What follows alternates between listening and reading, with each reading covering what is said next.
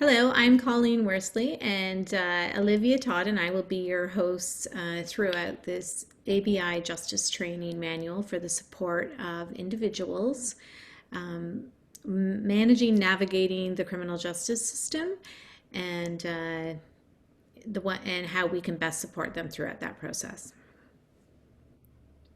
Okay, so to further introduce ourselves, my name is Olivia Todd. I'm a fourth year social work student at Nipissing University in North Bay, Ontario. I'm currently doing placement at the Brain Injury Association of North Bay area, and I've been working on this project since October, leading up until March.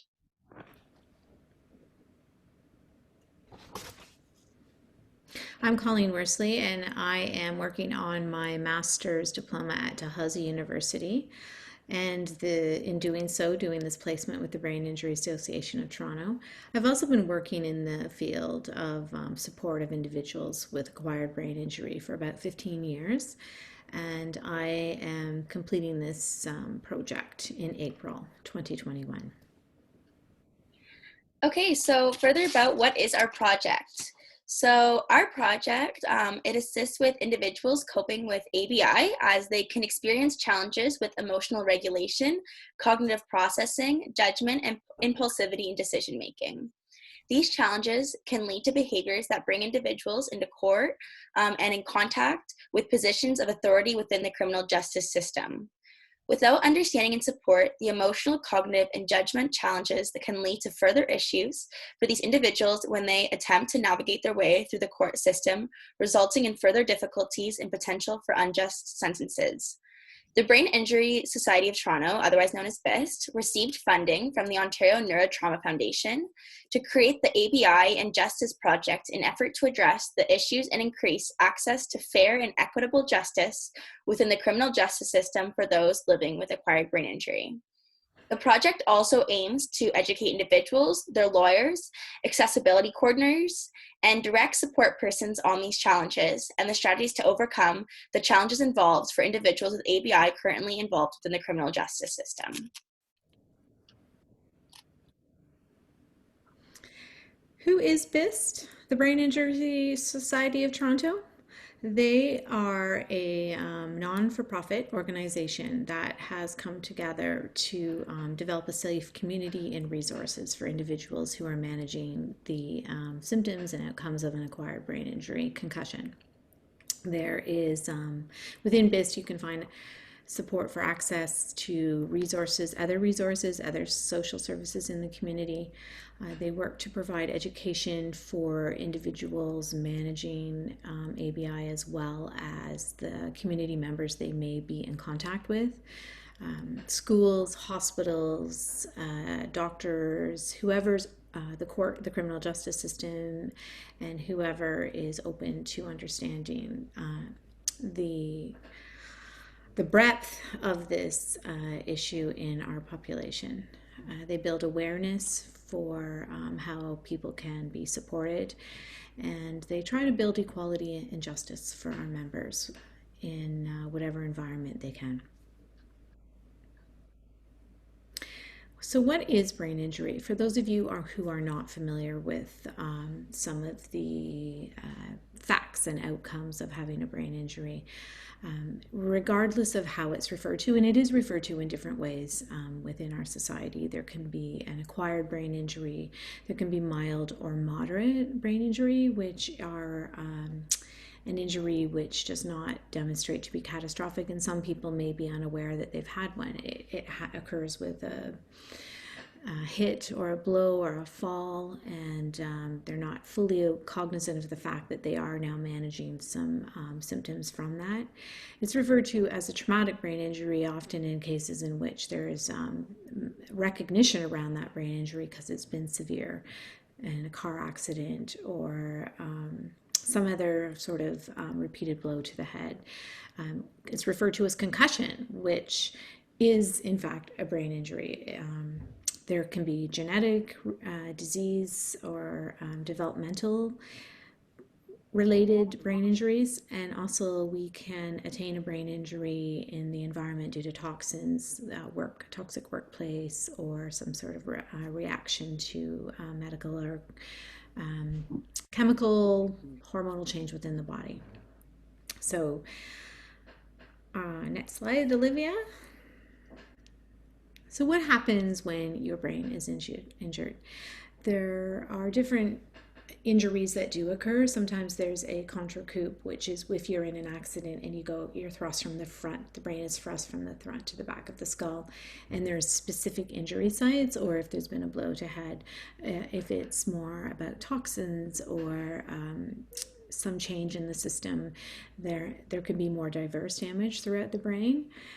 But in either scenario or all scenarios, neurological connections can be disrupted. They can be flooded with blood if there's an injury, destroyed if there's tearing and shearing, and the resulting experience of that is disorientation. People speak about a lasting brain fog. They're kind of feeling out of it even months later after having one of these injuries, and even in those mild to moderate brain injuries that I spoke of. They just don't feel quite right. They don't have the clarity of thought. They don't have the speed of cognitive processing that they previously had. And if they have genetic, hereditary, or chronic conditions, often in this system which is now managing the outcome of a brain injury, those conditions can accelerate or be exacerbated in nature. They become more vulnerable to social determinants of health, like to be negatively affected by those social determinants of health, because they're more vulnerable to income losses, issues with their workplace and social interactions in society. And the risk of re-injury can go up. Statistics demonstrate that ABI increases the incidence of ABI, whether that's due to operating in a more challenging environment or problem solving being compromised post-injury. So what we have come to realize in our work is that TBI, ABI concussion, whatever it's called, it can often be it can be a life-altering experience.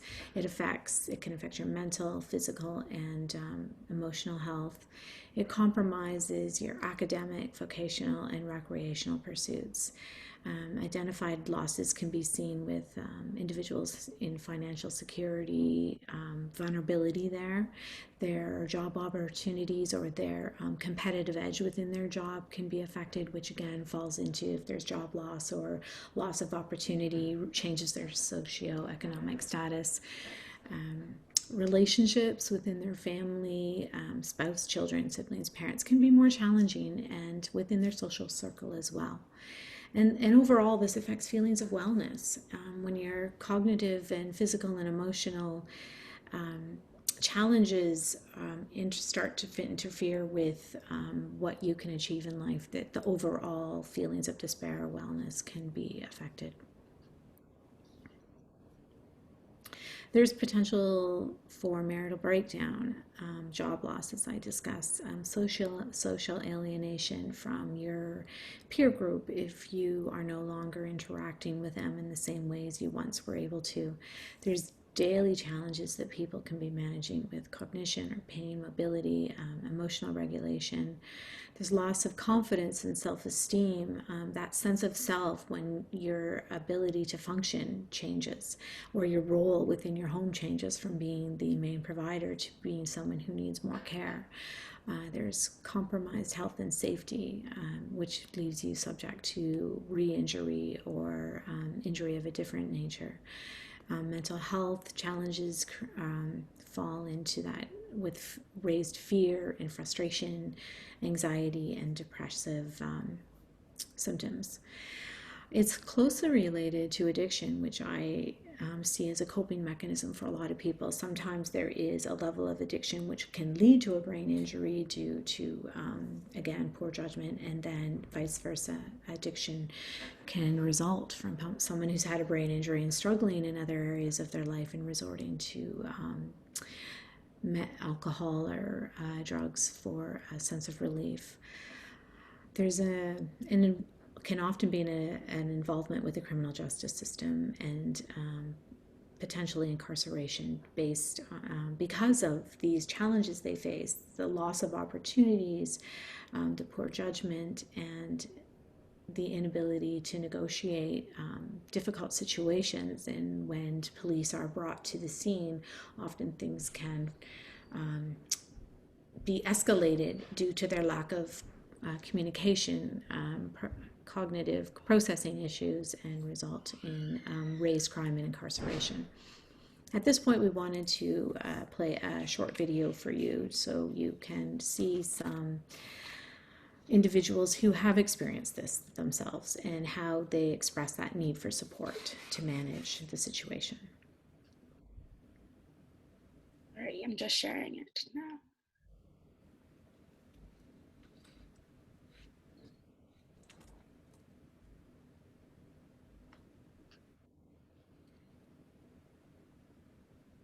My name is Adam. I had a stroke when I was 15 due to a car accident, broke my nose, had a concussion. I have an artery vein misplacement. So the artery and the vein, they're misplaced in my left side of my brain. I don't even know how to explain it. I really don't even want to explain it because I don't even know how to explain it. See, when I talk to people on the phone, they usually just hang up on me or don't talk to me or whatever, because I get frustrated sometimes, right? And it's like, sometimes I don't know how to keep calm. Sometimes my brain is a little mess, and it's like, it's hard for, like, not for me, I'm pretty good, because I meet a lot of people that had brain injuries, and they're more worse off than me. So it's like, to treat somebody with disrespect and not show them love, that's wrong, right?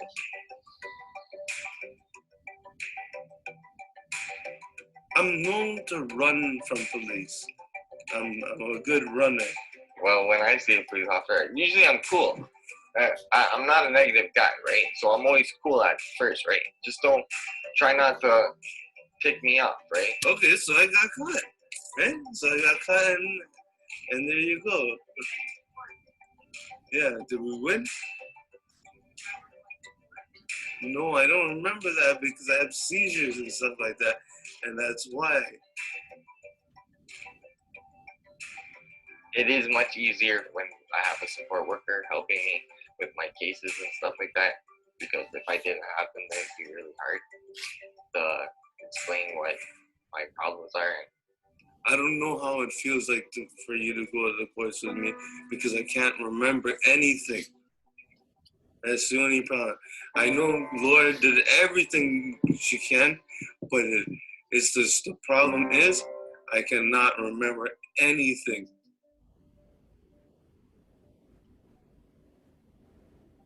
When I didn't have Laura, I was down the drain. But if I had Laura right from the start, oh, you know how much things I would have been good with? I would have been so happy. Well, it's good having a support person because it's hard for us. So if I had a support person right away, when I had the brain injury, I would have been so much better because people would have treated me much more better.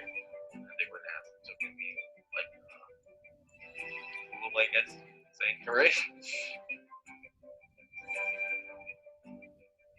Don't think everybody's perfect, because there are people that look perfectly fine and they have problems. But just be careful on who you're talking to. Not everybody that looks perfect is perfect.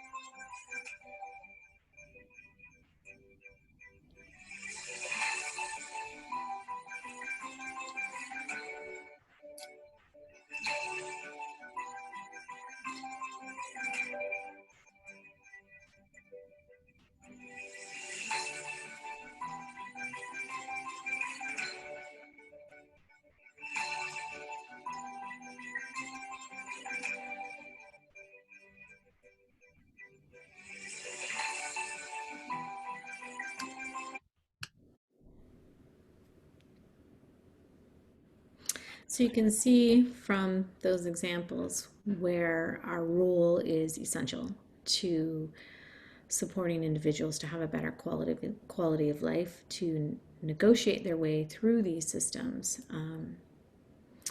Otherwise, they are vulnerable to incarceration. And regardless of whether that occurs, these individuals are dealing with issues of memory, processing comprehension, the clarity of thought I had mentioned, environments within a situation with a police officer or where they end up in a police station. It's incredibly overwhelming and anxiety provoking. There's bright lights, there's busy activity, there's just so much overstimulation and over arousal, which can lead to frustration, aggressive verbal aggression, and those are situations that can create more issue. Generally, as a rule, these individuals may have greater risk-taking behavior because of that lack of sense of taking care of oneself. They can be more impulsive, and due to those issues, they really struggle within possibly even their families, their social group, with service professionals in the general population. They go to a mall, whatever, and then also you can see how that leads to even more issue when dealing with people in positions of authority within the criminal justice system. So there's a lot of losses to be noted. The isolation, the support systems that don't understand them, their own loss of motivation, energy, and desire to go out. And people spend a lot of time within their homes. It becomes their safe place.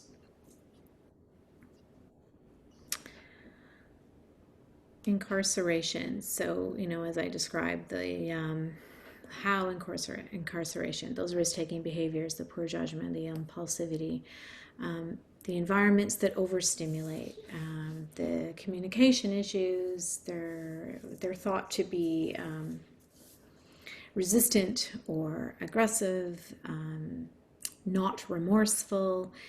And then as things become more difficult there, the escalation of frustration, anxiety goes up. And issues result, further incarceration can result. So how do we support ABI justice and education?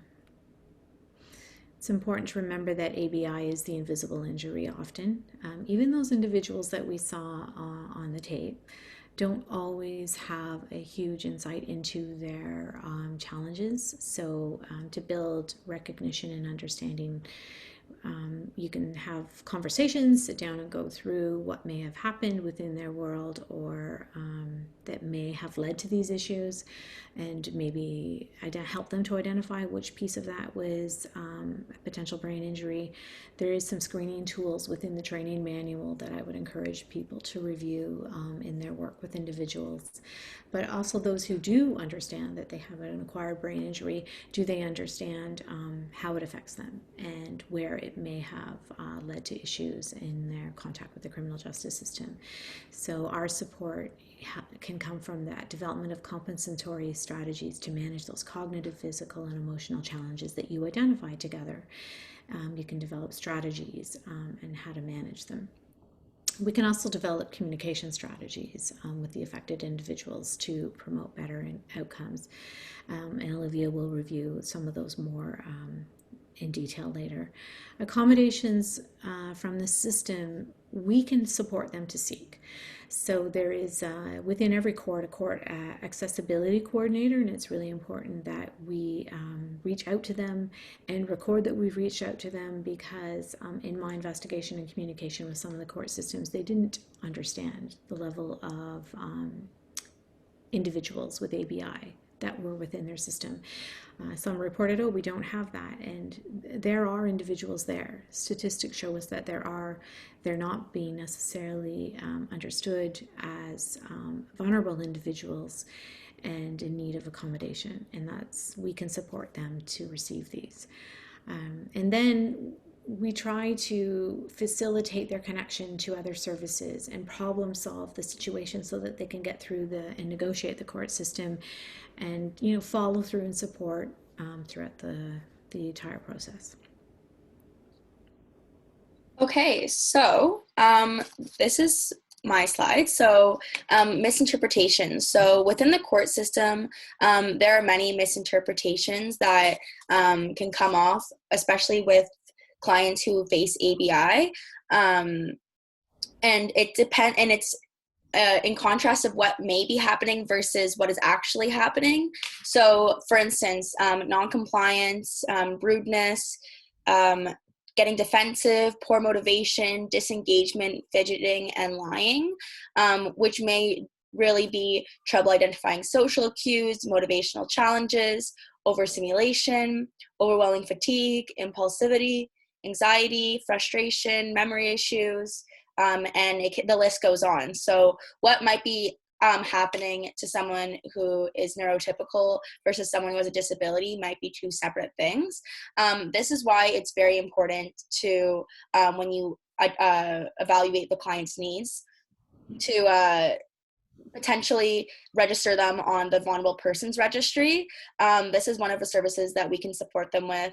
And this allows them, so if a police or if they were ever in the criminal system were to approach the client with an ABI, that the police would know in advance that the client was suffering with ABI and might be having different factors of why they're acting the way they are. We can also give them an ABI identification card. This is also a really great service that we're able to provide all of our clients. And this is a kind of similar to a health card, which explains your name, contact information, also an emergency contact. And then on the back, you can check off all of your symptoms or all of the way, like things that someone that with an ABI might be suffering with or sensitive to. This way, when we're supporting our clients, and if there was ever an incident outside of their home, they would be able to identify with having a disability because it is an invisible disability, and as well as it saves them within the court system so that they are recognized about having specific barriers. So there's 4 factors to consider when working with a client who has an acquired brain injury. To begin with, there's memory. So memory, this individual may have difficulties with their short-term and long-term memory, similar to what we watched in the video. They may have short-term memory and then not remember anything they said or done before or after that immediate moment. This also may result in the client remembering things in the wrong order, putting in false information, so lying, but they don't think that they're lying. So when we're supporting this individual with these issues, we can repeat instructions frequently, using plain language, slowing down, and then just presenting one idea at a time. Second, there's transitioning. So an individual who has a brain injury may have difficulty from moving from one situation to the next. For example, if they're incarcerated, they may have difficulty from moving from their prison cell to getting to the transportation, then going back to the cell, and then going to the courtroom. So by this time, they're probably going to be fatigued and agitated. When supporting a client, allow them to take breaks during these transition times. Third, information processing and language. Processing information and difficulties with language are another factor that an individual with an acquired brain injury may struggle with. They may not understand legal terms or may not correctly interpret written or visual information. Therefore, when supporting a client, it is really important to speak in short and concise sentences, using simplified language, and to ask the individual to repeat the information back to you in their own words to ensure that they understood everything correctly. Fourth, distractibility. An individual with an acquired brain injury can become easily distracted by things in their environment, which will affect their ability to maintain focus and answer questions. When you are supporting a client, remove as many distractions as possible, move to a quieter space, and beware of any background noise such as music. When thinking about these factors to consider, I think it's just really important to note that every client or every person who has a brain injury has different barriers and different strengths. So these may be applicable to all applicable to one person, or maybe applicable, not applicable to the same person. So it's just really important to ensure like the client's needs and strengths before evaluating every situation. So cognitive communication. Communication impairments are common after a brain injury. 75% of individuals can experience this. Cognitive communication is underlying cognitive or thinking difficulties, such as attention, memory, and reasoning. This can be difficult to detect and as well to describe, as it is an invisible or hidden injury, as speech can sound clear and it's just not as obvious as a broken bone. Processing is delayed, cues can be missed, and anxiety can increase and be challenging. So for advocacy and justice building, this is to really make sure that the client is being provided with patience, respect, and in a way that relates to the client's individual needs. This is also validating and normalizing their experience, making sure that the client doesn't feel like an odd one out because they are already probably dealing with a lot of isolation internally. Often the clients that we work with may not understand the depth of their challenges to attain justice. They may not have a clear understanding how their challenges can lead to behaviors, often under stress, that can be interpreted as non-compliant and defiant, leading to further prosecution. Using initial interviews and support sessions with your client to discuss their experiences from an objective point of view. This being said, allow them to be the expert of their own experience. Listen to their story and support them to understand and recognize their strengths and challenges within their experience. Record the strengths and their challenges, and examine the current situation, like a pending court case, to determine which of the strengths and challenges on the list will be considered to ensure positive outcome. Brain injury isn't just black and white, it's different for each individual. So it's really important for each individual to understand that they are the expert of their own experience and that they know more about their brain injury than even we will ever know. So accommodations. So every courthouse in Ontario notes that necessary accommodations can be provided in consideration of the individual's needs and the severity of the charges. So as Colleen previously mentioned, there's an accessibility court officer who assists with assuring accessibility for each client and their specific needs. The courthouse accessibility coordinator is the main point of contact for information about courthouse accessibility features, how to request accommodations, of a disability for courthouse services, programs, and proceedings. To contact the court accessibility coordinator in the courthouse that your client is attending, you should list the Ontario court addresses on the Ministry of Attorney General website. And then call the courthouse to seek appropriate accommodations, ones that you and your client have identified as needed per their individual needs. And this should be done well in advance, so nothing is last minute. So some of the examples that I'm including is, will the courthouse offer a private quiet room with the option to dim lighting? Can information or questions be shared or be written in written format? Can the client have extra time to consider the questions or have them asked in short sentences? Or can they be moved to the front of the queue to reduce the amount of time they'll have to wait to have their case heard? So these are just some basic questions that can be asked for their accommodations. And later on in the presentation, I'll talk a bit more about this. So questions to ask lawyers. So it's really vital to support our clients with questions that they should ask their lawyers, because a lot of the time individuals with ABI might be confused about what's happening due to like their cognitive processing. So it's just to really clarify what's going on and how to better assist that individual. So for instance, some questions that are important to ask are, can you explain the charges against the client? What are the consequences that the client is facing? What documents does the client need to support their case? Do they have witnesses? Do they need their contact information? Does the client qualify for the diversion program? And the diversion program is a program that if the client has a lower, not as intense charge, it's for them to be on the diversion program for it to get eliminated, especially because they have acquired brain injury. Do you need access to the client's medical file or support agencies? So these are just some examples of questions to consider when coming to a court case with a client, to make sure that you are for sure understanding of what's happening, but then so is also the individual.